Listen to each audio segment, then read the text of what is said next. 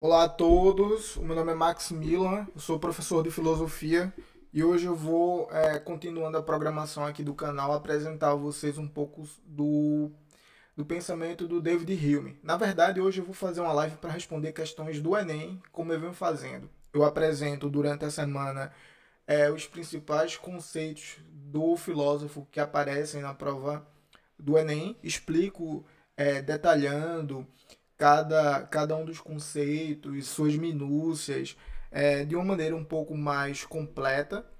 E nas lives eu tento pegar esses conceitos e mostrar como eles aparecem na questão.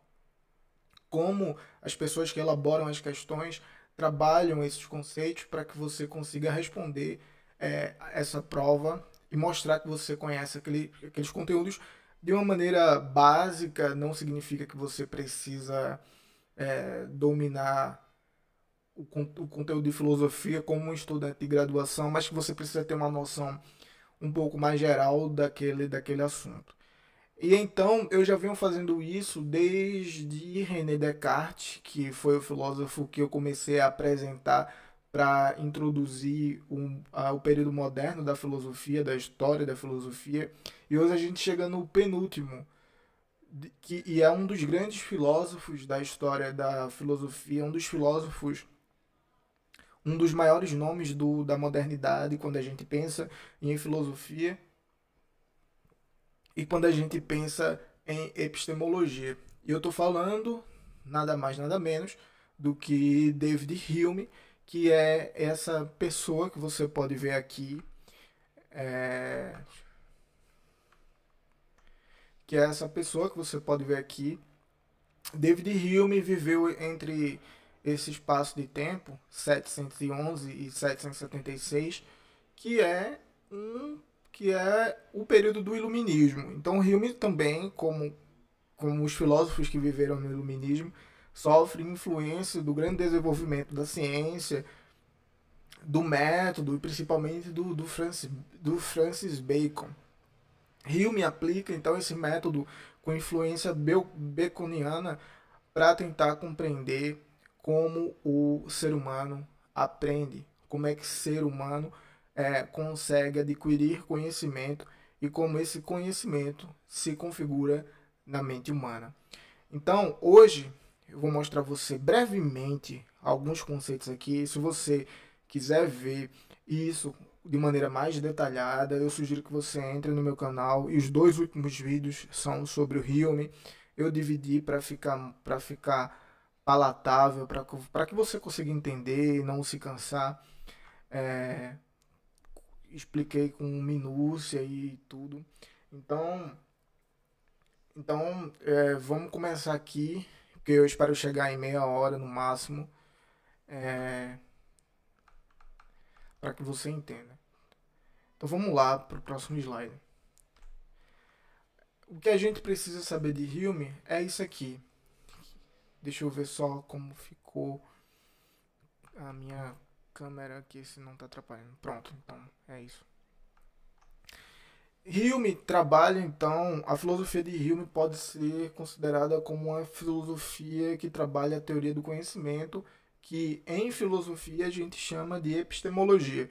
Então, a filosofia do período moderno tem várias vertentes. E David Hume, trabalha na vertente da epistemologia, ou seja, ele tenta responder questões como: de onde vem o conhecimento? Vem da razão ou vem dos sentidos? Como o conhecimento se configura? Como é que se dá a relação entre as ideias? Como é que se dá a relação entre os dados que os meus sentidos captam da natureza, do mundo? Então essas são as questões que Hume tenta responder em sentido geral. Hume assume uma postura empirista para responder essas questões. O que isso quer dizer, Max? Isso quer dizer que entre defender os sentidos e defender a razão como a causa do nosso conhecimento, na verdade, como o meio pelo qual nós adquirimos conhecimento, Hume defende os sentidos.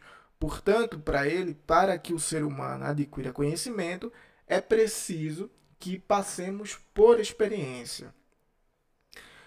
Quer dizer, é preciso que a gente passe pela experiência e com os nossos órgãos dos sentidos, o nosso tato, o nosso olfato, o nosso paladar, a nossa audição, a gente entre em contato com o mundo e aí a gente consiga ter certas percepções desse mundo.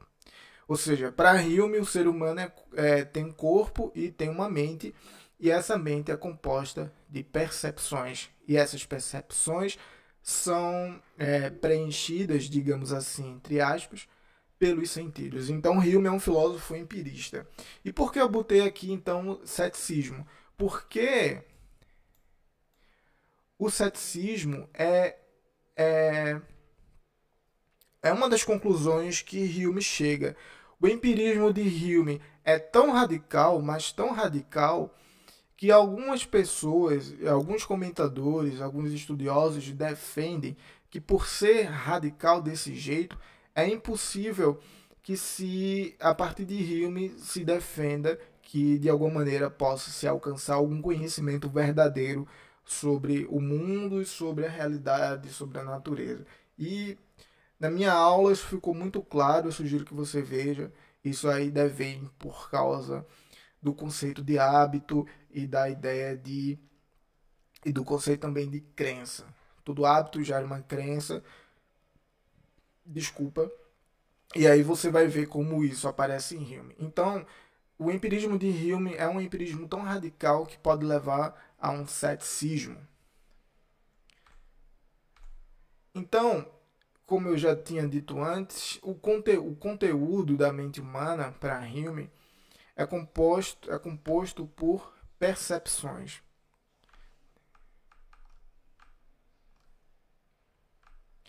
E essas percepções, por sua vez, ela é composta por impressões e por ideias.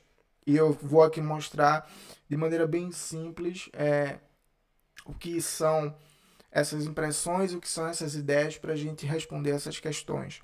Eu hoje trouxe 3 questões, porque 2 questões são muito semelhantes e Hume é um filósofo com tamanha importância que vem aparecendo de uma maneira um pouco constante nos últimos anos. De 2013 até agora, ele apareceu é, 3 vezes ou mais, mas eu encontrei 3 questões de 3 anos diferentes.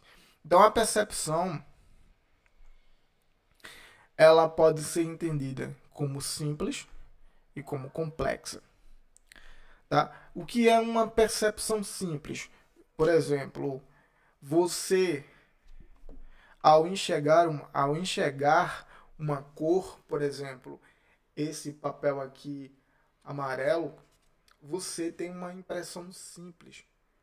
Você a pensar em um conceito matemático, por exemplo, na geometria, o que é um triângulo, a soma dos ângulos internos é igual a sempre 180 graus, independente de onde você esteja e qual sensações você tenha, 180 graus é a soma dos ângulos internos de um triângulo. Então, essas são ideias simples, são ideias que em si mesmas conseguem fazer com que você entenda o seu conteúdo. Ideias complexas já quer dizer, percepções complexas já são sensações que você precisa de várias coisas ao mesmo tempo, não apenas uma, como por exemplo a cor. Por exemplo, quando você enxerga esse copo, você tem várias percepções ao mesmo tempo. Você tem claramente a percepção da cor, você tem a percepção da forma e por aí vai. Então são são várias impressões que você tem. Então, ao você então a questão aqui é que isso aqui deveria ser chamado de impressão. Então, a percepção é composta por impressões simples e complexas e por ideias simples e complexas. Aqui eu troquei a palavra e deveria estar em impressão. Mas enfim, é a mesma coisa. Impressão simples, impressão complexa. Ao ver uma árvore, você tem uma impressão complexa. E, quer dizer, a maioria das coisas que a gente vê são impressões complexas. E isso, Hume defende que quando temos impressões, tanto simples como complexas, nós sentimos. Então, a nossa sensibilidade é que nos permite ter impressões. Lembrando outra vez, eu mostrei isso na minha aula de maneira mais detalhada e aqui o objetivo é responder as questões, mas passando aqui rapidamente. Então, a sensibilidade faz com que você tenha ideias. Lembrando do que eu disse, Hume é empirista.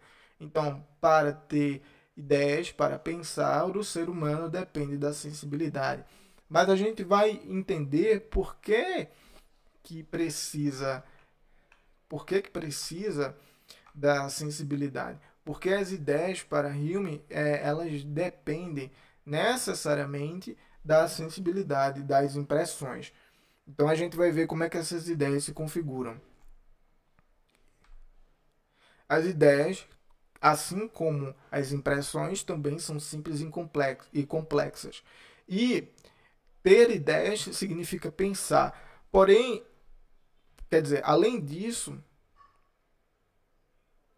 Hume pensa em um princípio que a gente vai ver logo mais para justificar por que as ideias dependem do encadeamento das impressões.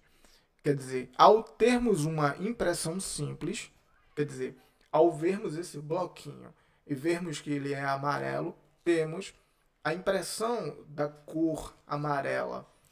Logo, temos também a ideia de cor amarela. Temos a ideia do bloco. Então, da cor, da forma, do volume. Então, temos também uma impressão complexa. Se temos uma impressão complexa, também temos uma ideia complexa. Ou seja, como é que funciona? Se eu tenho uma impressão simples, eu tenho uma ideia simples. Se eu tenho uma impressão complexa, eu tenho uma ideia complexa. Então, as ideias dependem dos sentidos, da nossa sensibilidade. Como Hume empirista, isso faz todo sentido. Então, qual é o primeiro princípio que é tão importante? Esse aqui, deixa eu só, com certeza, botar minha câmera aqui para cima para não atrapalhar a leitura de ninguém. Pronto. Então, o Hume diz o seguinte: todas as ideias simples provêm de suas impressões correspondentes. Não existem ideias inatas. E por que eu quis frisar isso aqui? Porque ideia inata é um conceito defendido por racionalistas. Como quem, por exemplo? Como René Descartes. Descartes acredita que o conhecimento do ser humano provém, diferente de Hume, da razão. Então ele é um racionalista e quando a gente pensa em Descartes a partir da epistemologia, ele é muito diferente de Hume. E porque Hume não acredita que existe ideia inata. E o que isso quer dizer? Quer dizer que o ser humano não nasce com nenhuma ideia. A gente nasce e vai obtendo ideias a partir das impressões que vamos tendo com o mundo, tanto impressões simples como impressões complexas. E aí a gente cria ideias simples, ideias complexas, concatena essas ideias e aí nós pensamos. E para Descartes, não, a gente já nasce com algumas ideias já dentro de nós, já embutidas na nossa mente. Como, por exemplo, a ideia de perfeição para Descartes. Se tiver com dúvida nisso, olha o meu vídeo sobre Descartes. Eu dividi a aula de Descartes em 3 vídeos de 10 minutos cada um e vale muito a pena ver porque está muito bem detalhado. Então vamos lá. Então, a ideia simples provém de impressões simples. Consequentemente, não existe ideia inata. É preciso ter experiência para que haja conhecimento. Então, o que são as ideias complexas? Ideia complexa é uma cópia de impressões complexas ou combinações múltiplas que derivam da imaginação ou agregadas no princípio da associação. Vamos por parte. Cópia de impressão. Bem, é o que eu já venho frisando aqui há algum tempo. Eu tenho impressões complexas, logo tenho ideias complexas. Por exemplo, vamos pensar agora, ou seja, vamos usar as nossas ideias complexas. E vamos pensar em uma árvore. Uma árvore tem um tronco, tem os seus galhos, tem suas folhas, tem suas raízes.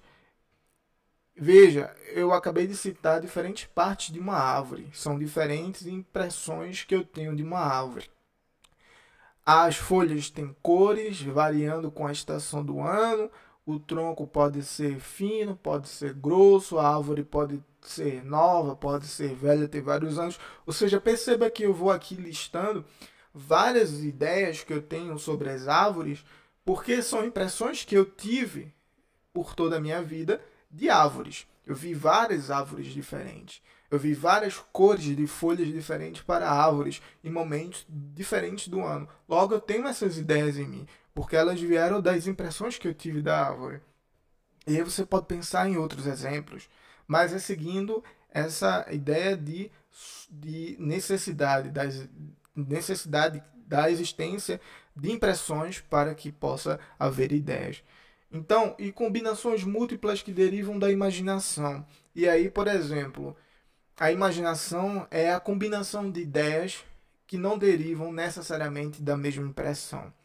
Eu posso pensar, seguindo o exemplo que eu falei anteriormente da árvore, em uma árvore feita de chocolate. Veja, eu tenho em mim a impressão tanto da árvore, como eu acabei de falar anteriormente, como de chocolate. E aí eu posso juntar na minha mente as duas ideias de impressões diferentes, tanto a ideia de árvore, tanto a impressão de árvore como a impressão de chocolate. E eu posso agora, na minha mente, pensar e imaginar uma árvore feita de chocolate.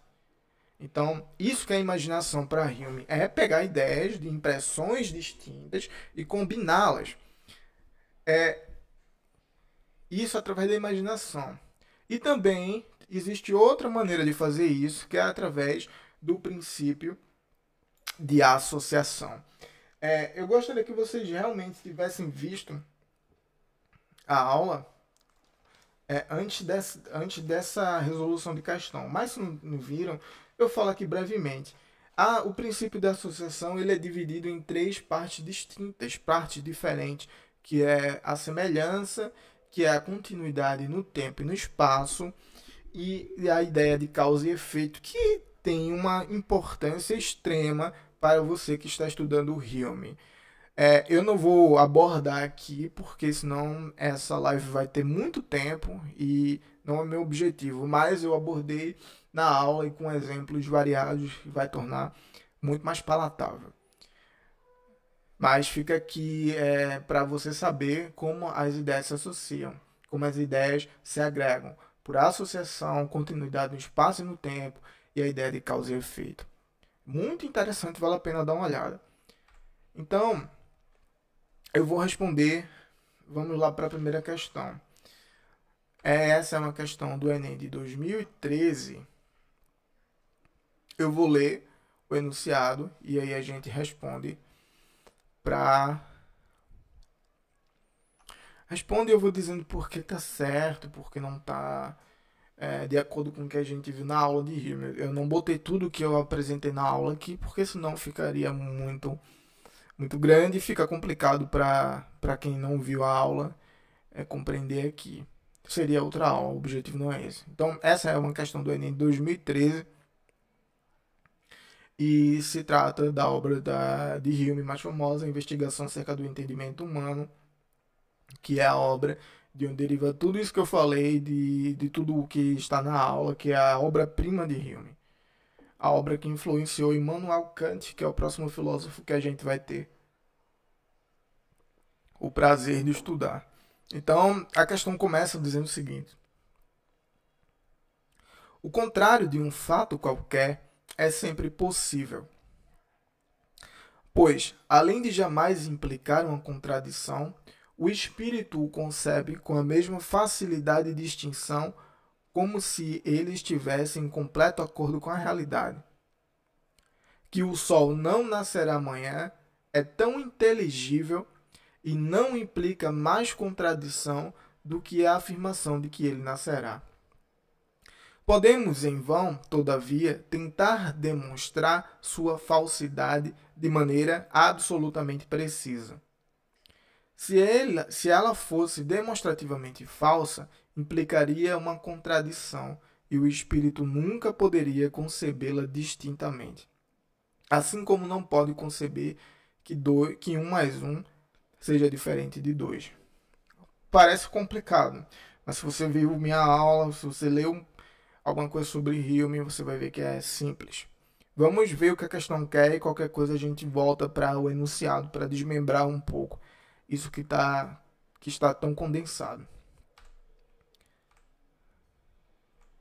Bem, o enunciado diz o seguinte: o filósofo escocês David Hume refere-se a fatos, ou seja, a eventos espaço-temporais que acontecem no mundo.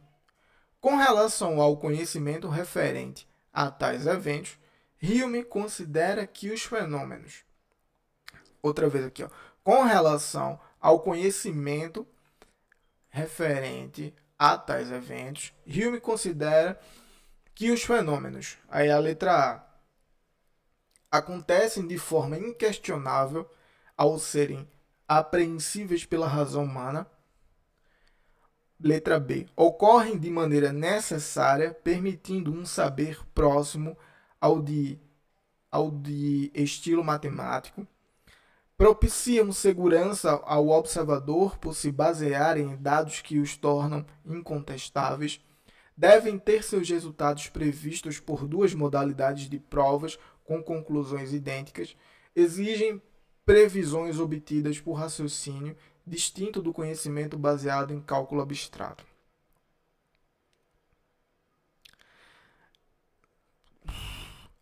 Vamos aqui tentar, eu vou tentar mostrar a você aqui porque essas alternativas não são corretas. Primeiro, acontecem de forma inquestionável ao serem apreensíveis pela razão.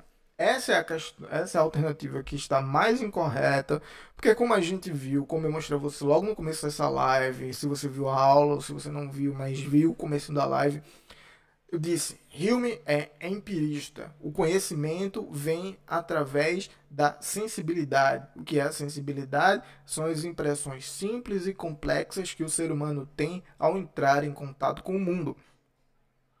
Ou seja, para conhecer os eventos, os fenômenos que acontecem no mundo, tanto no espaço e temporais, como diz aqui, o ser humano, segundo Hume, não usa a razão humana, ele usa a sensibilidade.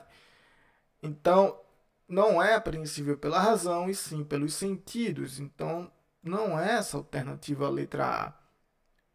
Está equivocado. Quer dizer, ela tenta enganar você. Se você não conhece Hume de uma maneira um pouco mais organizada, você vai acabar se complicando. Mas se você sabe que ele é um empirista, você já encerraria rapidamente essa questão. Essa letra B. Ocorrem de maneira necessária, permitindo um saber próximo ao do estilo matemático. Bem, para Hume, eu não expliquei isso com aqueles slides anteriores, mas eu vou explicar agora brevemente. O conhecimento, nós seres humanos temos a tendência de achar que os fenômenos que acontecem no mundo ocorrem por causa de uma causa. E de tanto a gente vê esses fenômenos acontecerem e se repetirem, nós criamos um hábito. Qual é o hábito? Olha, o hábito de ver um objeto, por exemplo, de ver um objeto, de soltar o objeto, por exemplo. Esse fenômeno que está acontecendo agora aqui. Eu tenho esse objeto, e aí eu solto o objeto. O objeto cai. Bem, ao vermos em toda a nossa vida objetos caindo, temos em nós o hábito de, se esse objeto não tiver nenhum suporte sobre ele, ele vai cair. Então achamos que a causa da queda do objeto é a falta de suporte ou alguém soltar esse objeto. Então criamos o hábito. Olha, no momento que ele pegar esse objeto, soltar, ele vai cair. Então, isso gera em nós a crença. Veja, a crença é um tipo de conhecimento que pode ser justificado ou não. Para Hume não é. Então essa crença faz com que a gente ache que ao ocorrer o evento de soltar um objeto no ar, ele vai cair. Então acabamos achando que existe uma conexão necessária, uma ligação necessária entre os dois eventos, que pode ser chamado, um pode ser chamado de causa e o outro de efeito. Então, isso faz com que a gente pense todo dia, ao dormirmos toda noite, ao ir dormir, que no outro dia o sol vai nascer. Porque, olha, a gente sempre viu o sol nascer desde o dia que a gente nasceu até agora. Concorda? Se a gente passou por essa experiência, se a gente teve essas impressões simples e complexas de ver o sol nascer, nada diz para mim que o sol não vai nascer amanhã. Porque eu tenho essa crença, porque eu acho que é necessário que o sol vá nascer amanhã. Então, só que para Hume, a ideia de causa e efeito, vocês viram como uma associação de ideia, são ideias diferentes. A gente associa as ideias por causa de causa e efeito, mas para Hume, a ideia de causa é diferente da ideia de efeito. Portanto, não pode haver nenhuma relação entre causa e efeito, entre o fenômeno A e o fenômeno B, entre o sol se pôr e o sol nascer. Não há uma garantia, não há uma conexão, portanto, não é necessário. Portanto, o conhecimento que a gente pode obter não pode ser igual ao estilo matemático da soma, por exemplo, de 2 mais 2 igual a 4. Com isso, o Hume abala a estrutura do conhecimento científico, mas isso a gente vai ver depois. Então, não pode ser essa opção. Não pode ser a letra B. Propiciam segurança ao observador por se basear em dados que os tornam incontestáveis. Veja, pela explicação que eu dei da letra B, já respondemos também a letra C. Não é. Propiciam segurança ao observador. Que segurança a gente pode ter se Hume eliminou o que nós temos como base do nosso conhecimento? Se a gente não pode afirmar que o sol não vai nascer amanhã, como é que a gente pode ter confiança e segurança sobre algum conhecimento que a gente tenha, mesmo que os resultados possam ser replicados várias vezes? O que a gente pode estar observando é a recorrência de fenômenos, mas nada garante que esses fenômenos vão se repetir em um futuro que a gente não conhece. A gente não pode julgar o futuro baseado nas experiências que tivemos do passado, experiências que geram em nós hábitos e crenças e a ideia de necessidade entre a relação desses fenômenos. Então a gente não pode ter segurança ao observador. O observador é a pessoa que obtém o conhecimento, por exemplo, o cientista. Pense em Galileu Galilei quando ele fez o experimento os seus experimentos, fez suas observações. O que Galileu observou foi uma regularidade de fenômenos. Como todo cientista faz, o que cientista busca? Regularidade de fenômenos. Para Hume, isso não pode acontecer. Então, a experiência faz com que a gente observe essa regularidade. Mas essa regularidade cria em nós o hábito. Mas esse hábito não garante uma relação conclusiva entre os fenômenos. Então, a letra C também está equivocada. Os dados podem ser diferentes. Letra D. Devem ter seus resultados previstos por duas modalidades de provas com conclusões idênticas. Bem, isso aqui é quase a descrição de um método científico. Como eu disse também, não. Observar a regularidade de fenômeno não garante que o fenômeno vai se repetir. Ou seja, você pode fazer 1000 testes e os 1000 testes acontecerem da mesma maneira, nada garante que o milésimo primeiro vai ser. Há uma probabilidade, mas nada garante para Hume. Ou seja, não dá para garantir, basear o nosso conhecimento em hábito. E a resposta correta, então, é a letra E, que exigem previsões obtidas por raciocínio, distinto do conhecimento baseado em cálculo abstrato. Olha, qual a pergunta? Com relação ao conhecimento referente a tais eventos, qual? Do Sol nascer. Hume considera que os fenômenos exigem, o Sol nascer todo dia, exigem previsões obtidas por raciocínio. Eu tenho as impressões, eu tenho as ideias que derivam das impressões. Assim eu posso pensar. Do meu pensamento, eu chego à conclusão que o Sol vai nascer amanhã, porque eu tenho minhas impressões, tenho minhas ideias, fiz minha concatenação de ideias. Então, essa é a resposta correta. Letra E do Enem 2013. Vamos para a próxima questão. Eu espero que tenha entendido. Se for alguma dúvida, escreva aí no comentário. Sei lá, manda e-mail para mim que eu posso responder. Mas eu sugiro que se você assistir a aula, você consegue responder isso de uma maneira mais tranquila, sem complicação. Você vai entender mais rápido. Então vamos para a próxima questão. Essa questão é do Enem de 2015.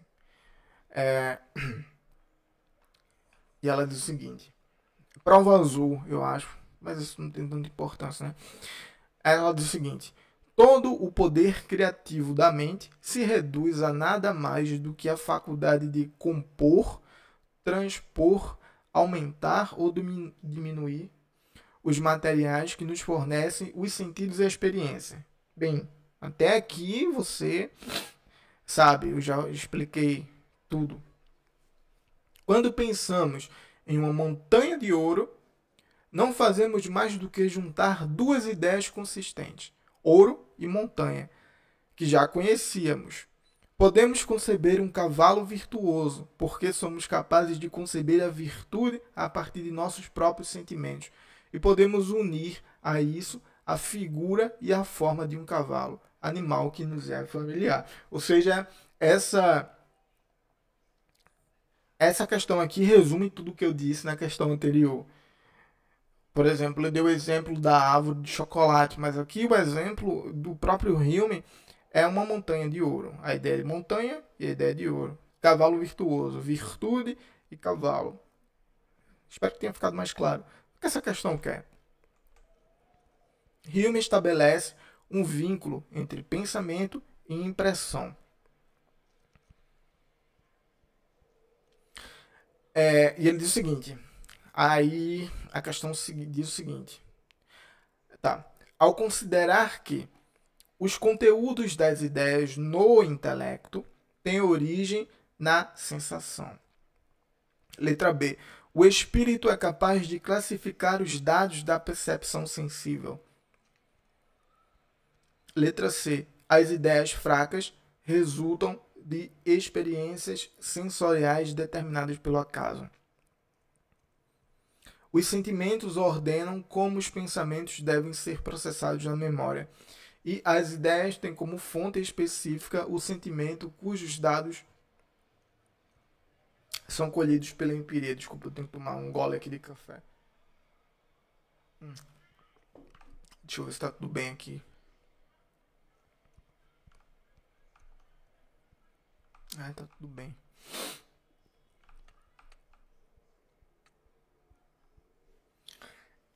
resposta a essa questão é a letra A.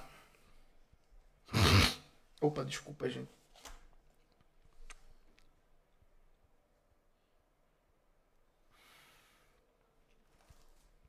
É a letra A. Os conteúdos das ideias no intelecto têm origem na sensação. Intelecto pode ser dito como mente, ou seja, os conteúdos que existem na mente são as impressões e são as ideias. As ideias derivam das impressões. Os conteúdos das ideias, ou seja,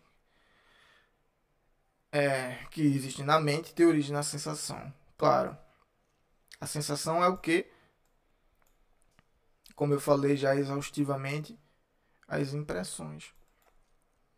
A sensação simples e complexas constitui o que Hume chama de sensibilidade. A maneira como a gente se sente é fundamentada nas impressões, ou seja, as nossas sensações. As ideias têm origem a partir das impressões. Ao ter uma impressão simples, como a de cor, e aqui eu vou mostrar mais uma vez outro objeto colorido,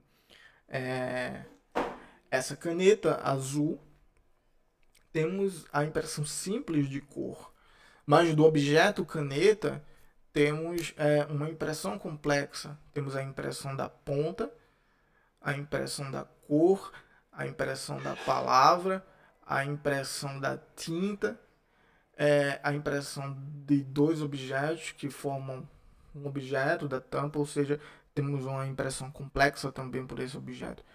Então, isso forma em nós também ideias.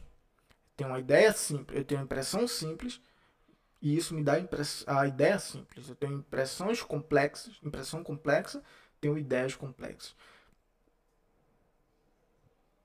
Então, o conteúdo das minhas ideias e de vocês também tem origem na sensação. Tá perfeita essa alternativa. A letra A. Deixa eu comentar mais uma dessas aqui para talvez que você tenha ficado em dúvida. Experiências sensoriais determinadas pelo acaso. Ideias fracas são ideias que se dão ao longo muito afastado temporalmente da impressão. Por exemplo, você foi ao mar quando tinha 10 anos de idade, certo? Aí passaram 20 anos. Ou seja, essa linha aqui, 20 anos. E você vai ao mar quando está com 30 anos.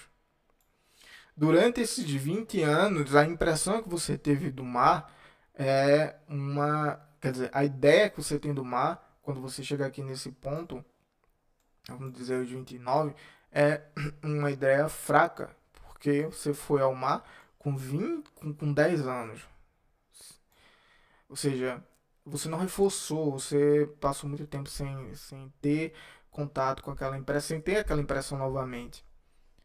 É diferente de uma pessoa que vai ao mar todo dia. Uma pessoa que vai ao mar todo dia durante sua vida tem uma ideia muito mais, entre aspas, forte, muito mais viva, porque tem impressões mais vivas do mar.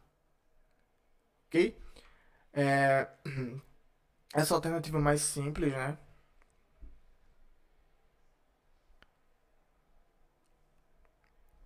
Então, para a próxima questão. Essa aqui é um pouco maior, mas como eu disse, são questões parecidíssimas. Essa parece muito com a primeira. Eu vou ler aqui e a gente vai... Nossa, eu tenho que adiantar aqui, senão vai ficar muito longo. Vamos lá. A questão diz assim: pode-se admitir que a experiência passada dá somente uma informação direta e segura sobre determinados objetos em determinados períodos do tempo, dos quais ele teve conhecimento. Todavia, é esta a principal questão sobre a qual gostaria de insistir. Porque esta experiência tem de ser estendidas a tempos futuros e a outros objetos que, pelo que sabemos, unicamente são similares em aparência.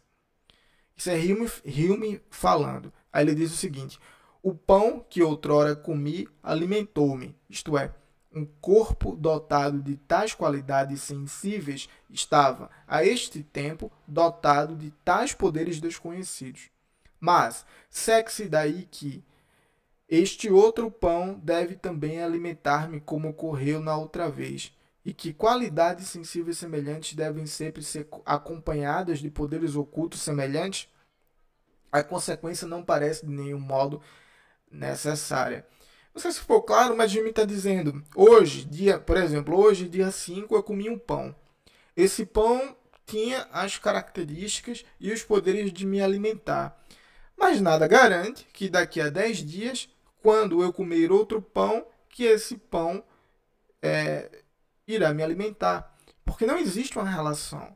O que há é a tendência de achar que porque os objetos são semelhantes, porque os eventos são semelhantes, eles vão ter as mesmas qualidades e características. Mas isso pode levar a gente a se enganar.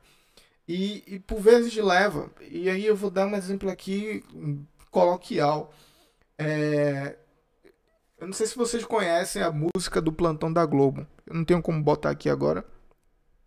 Mas quem tem mais de 20 anos conhece essa música do Plantão da Globo. Quando acontece um evento extraordinário, ou aqui no Brasil ou no mundo, deixa eu ver, marcante foi em 2001, o evento nos Estados Unidos, quando aqueles aviões atingiram as torres, que eu não lembro, era o World Trade Center, pronto, era isso. E aí aquelas torres caíram, e eu era criança e eu estava lá assistindo, acho que TV Globinho. E aí entrou o Plantão da Globo e aconteceu esse desastre. Então, toda vez que eu escuto a música do Plantão da Globo, eu já penso que tem algum desastre acontecendo aqui no Brasil ou no mundo. Então, eu vou lá assistir para ver o que é. O que pode ocorrer é alguém pegar essa música do Plantão da Globo e pôr em outro contexto.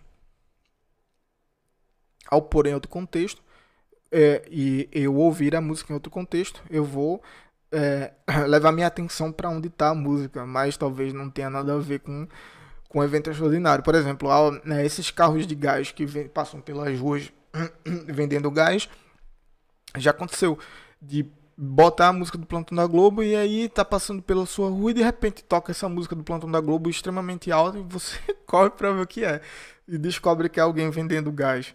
Ou seja, é o mesmo objeto, são objetos similares com situações diferentes, impressões diferentes, ideias diferentes, mas que pelo hábito, pela crença, leva você a achar que está ocorrendo uma mesma coisa, um fenômeno parecido, um fenômeno semelhante. E é isso que o Hume está dizendo. Olha, eu posso comer um pão hoje e me alimentei, mas aí daqui a 10 dias eu vou comer aquilo que parece um pão e não me alimentar, sei lá, eu posso morrer.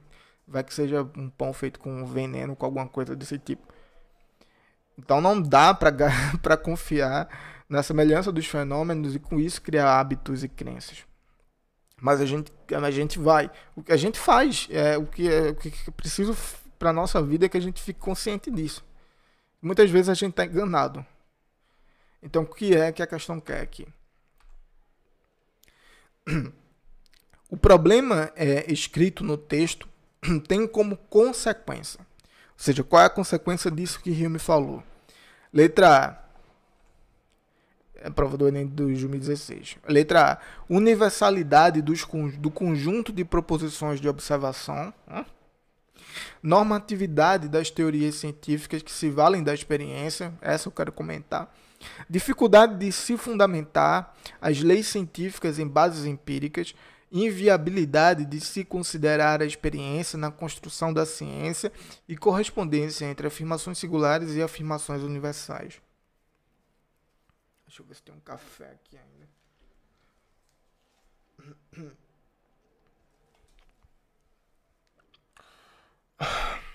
A partir do que eu já falei,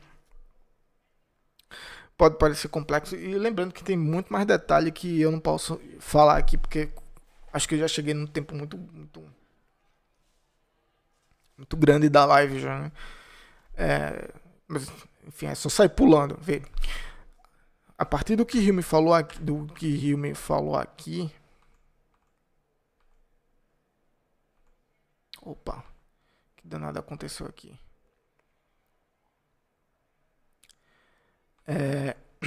Qual a consequência disso?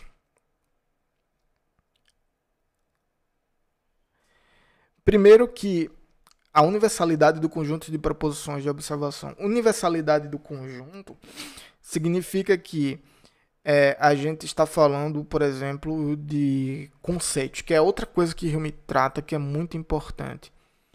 Como é que uma ideia geral, por exemplo, pode fazer sentido quando não há garantia de que os fenômenos sejam o mesmo. O que eu quero dizer? O conceito, por exemplo, sei lá, ao falar a bola de futebol, você logo lembra de uma bola de futebol. Porque você teve suas impressões com a bola de futebol, eu tive as minhas. Mas nada garante que eu esteja falando da mesma bola de futebol que você está lembrando nesse momento. Porque provavelmente nós tivemos experiências com bolas de futebol diferentes. Mas existem características da bola de futebol que permanecem. E é isso que Hume fala. Mas isso é questão para a aula que está lá já bem posta. O que eu queria dizer aqui é que essa alternativa A, ela fala de uma questão que é completamente oposta ao que Hume diz. Universalidade do conjunto de proposições de observação. Hume fez a observação de que eu comi um pão hoje, esse pão me alimentou, mas nada garante de que quando eu for comer um pão depois, não sei quanto tempo depois, esse pão vai me alimentar. Nada garante que o sol vai nascer, nada garante que a música do plantão da Globo realmente seja procedida por um evento extraordinário. Pode ser alguém querendo chamar atenção para vender para vender gás ou qualquer outra coisa. Então, não há, a partir da observação dos fenômenos, uma universalidade. E isso aqui é um problema. A resposta é um problema para a ciência. E você vê que essas três outras alternativas aqui são sobre... tem ciência relacionada. Eu vou dizer qual a resposta, porque eu acho que o tempo está já longo. A resposta é a letra C, né? Mas, para falar da letra B, normatividade das teorias científicas que se valem da experiência. Normatividade de teoria científica. O que é normatividade? Simples. Uma teoria normativa é uma teoria que diz como as coisas são e como as coisas devem se comportar. Por exemplo, existe a teoria newtoniana da física. Newton, através do método científico, descobriu leis do movimento nos objetos e descobriu também a teoria da gravidade. Então, a partir disso, existe como, através da matemática e da física, dizer como os objetos vão se comportar. Isso é uma normatividade da teoria científica. Ora, ao soltar o lápis, a gravidade vai agir e vai puxar para baixo, no caso da Terra, vai puxar para baixo o objeto que tiver menos massa. Ou seja, em relação à Terra, esse lápis tem menos massa. Então, esse lápis vai cair. Então, isso é uma normatividade. E o que Hume está dizendo mas nada garante que no futuro, quando eu soltar esse lápis vai cair. Porque, sei lá, pode não ser um lápis, ou pode ser um lápis com uma massa extraordinariamente, sei lá, eu estou extrapolando aqui as ideias, tá? Pode ser uma massa extremamente condensada e não caia. Ou então eu posso estar num ambiente simulado aqui, achar que eu estou na Terra e não estar na Terra. Enfim, podem ocorrer várias outras coisas e esse lápis não cai quando eu soltar. Então o que ele está dizendo é isso. A gente tem o hábito, a gente tem a crença de que esse lápis vai cair, mas enfim, não há garantia. Então, o que ele está falando é que não há como ter uma normatividade em teoria. Quer dizer, isso aqui é uma extrapolação do que fizeram no que me disse e está incorreto. A letra C, dificuldade de se fundamentar as leis científicas em bases empíricas. Claro que é essa a resposta, porque se a minha experiência gera em mim os conhecimentos e me diz e tem essa questão do hábito,